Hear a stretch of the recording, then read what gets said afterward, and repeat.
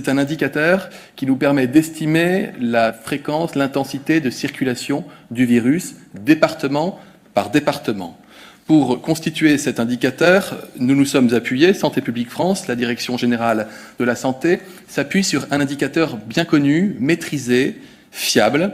robuste et qui est extrêmement sensible, qui est la part des patients qui s'adressent aux urgences de leur hôpital pour une suspicion d'infection à coronavirus, exprimée en pourcentage sur la carte. Ces données sont actualisées quotidiennement sur le site data.gouv.fr. Elles sont issues du réseau de presque 700 services d'urgence de France et permettent donc de comptabiliser plus de 90% des passages aux urgences. C'est une source d'information importante, département par département, et qui est le reflet de la circulation du virus. Vous avez en vert, dans la totalité des passages aux urgences, les endroits où la part liée à des suspicions d'infection à coronavirus, pas forcément des cas d'ailleurs confirmés, des suspicions de coronavirus, est inférieure à 6%. C'est-à-dire, je le redis, s'il y a moins de 6% qui vont aux urgences des hôpitaux d'un département pour suspicion de coronavirus, le département apparaît alors en vert.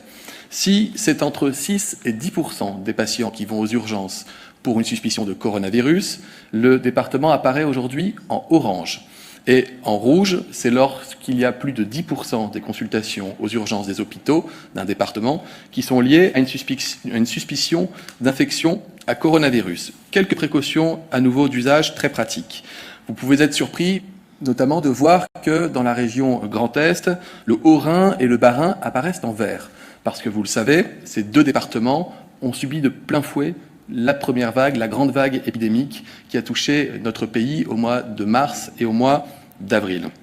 Pourquoi ces départements sont en vert? Non pas parce que la pression hospitalière y serait faible, vous verrez sur la carte suivante, mais parce que nous constatons qu'actuellement, parmi les passages aux urgences, un nombre limité sont liés à l'infection au coronavirus, ce qui veut dire que sur les 7 derniers jours, l'activité épidémique Covid y est considérée comme maîtrisée, ou en tout cas plus faible que les normes et que les seuils que nous avons fixés. À l'inverse, vous avez un département qui apparaît en rouge dans le sud-ouest de la France, qui correspond au Lot, qui a l'air comme ça assez isolé en rouge, parce qu'il y a un certain nombre de passages aux urgences qui ont été motivés par une suspicion de coronavirus, ce qui ne veut pas nécessairement dire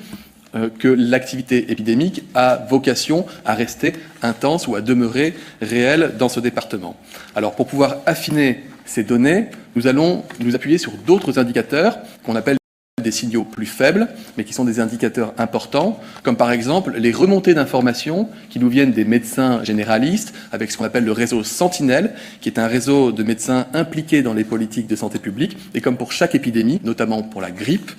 ils sont capables de nous faire remonter des informations.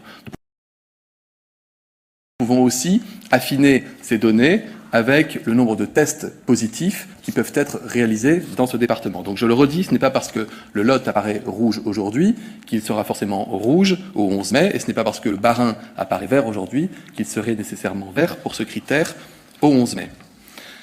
La deuxième carte qui va apparaître sur votre écran,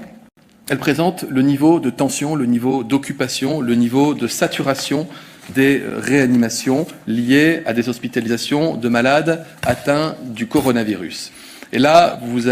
ça vous paraît sans doute plus familier par rapport aux informations que vous avez acquises au cours de cette épidémie, à savoir que vous avez un grand quart nord-est qui apparaît en rouge. D'abord, vous dire que pour cet indicateur, raisonner à l'échelle du département ne ferait pas sens. Il faut raisonner plutôt à l'échelle des régions, puisque, comme nous l'avons vu dans la région Grand Est, lorsque l'épidémie frappe un territoire, on fait appel alors à toutes les réanimations, à tous les établissements de santé publics et privés de la région concernée pour être capable de sauver des vies et d'accueillir dans les meilleures conditions possibles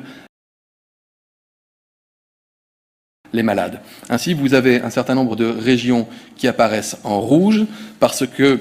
plus de 80% des lits de réanimation y sont occupés par des malades atteints du coronavirus. Lorsque les territoires apparaissent en orange, c'est que 60 à 80% des lits de réanimation sont encore, à date d'aujourd'hui, occupés par des malades atteints du coronavirus. Enfin, lorsque les territoires apparaissent en vert sur la carte, c'est que moins de 60% des lits de réanimation sont occupés par des formes graves de coronavirus. C'est un bon indicateur de la tension des réanimations. Ce qu'il faut que vous compreniez, c'est que tant qu'il y a beaucoup de malades dans les réanimations, tant que les réanimations n'ont pas retrouvé un rythme de croisière normal, nous devons faire particulièrement attention au moment où nous levons le confinement, parce que s'il y avait une reprise épidémique, eh bien très rapidement, nous pourrions atteindre une saturation des réa, et ça, c'est évidemment ce que nous cherchons à éviter le plus possible. À nouveau, ces données, elles sont disponibles, accessibles, réactualisées, les réanimations très régulièrement, un rythme de croisière. À nouveau, ces données sont sensibles, elles sont importantes à suivre, et à nouveau, ces données n'illustrent que la situation au jour d'aujourd'hui, et pas la situation au 11 mai, elle est encore susceptible d'évoluer, même si, concernant ces données de saturation des réanimations, elles évoluent forcément plus lentement que les données de circulation active du virus. Et enfin, vous avez une carte de synthèse qui va apparaître, une carte de synthèse qui fait la synthèse de ces deux principaux indicateurs, avec des territoires qui apparaissent en rouge lorsque au moins un des indicateurs est en rouge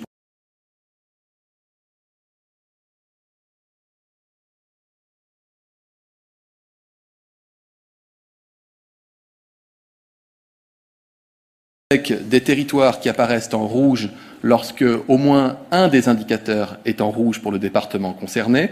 des cartes des départements qui vont apparaître en vert lorsque tous les indicateurs sont en vert dans les départements concernés, et puis encore des zones oranges lorsque on est entre deux. Il n'y a pas d'indicateur rouge, mais il y a au moins un indicateur orange, c'est-à-dire que où il y a une pression épidémique, une circulation active du virus qui est encore au-dessus de l'attendu, où les réanimations sont à un niveau de saturation qui est au-dessus des normes et des seuils que nous avons fixés. Le Premier ministre l'a dit, au moment de lever le confinement, il y aura des départements verts et des départements rouges. Mais considérant le fait que nous ne sommes pas dans de la prévision du 11 mai, mais de l'état actuel des choses aujourd'hui, que nous sommes amenés à affiner ces données, à les regarder évoluer jour après jour jusqu'à la fin de la semaine prochaine, nous avons maintenu des zones oranges, qui sont des zones qui ont vocation à basculer d'ici au 11 mai, ou en vert, si la pression épidémique se réduit parce que vous restez chez vous, si les lits de réanimation arrivent à retrouver un peu plus d'amplitude, ou à basculer en rouge, si d'aventure la circulation du virus devait s'accentuer, ou si il y avait à nouveau ou encore trop de malades dans les services de réanimation. Donc ces cartographies, encore une fois, ne sont que des indicateurs qui guident les décisions.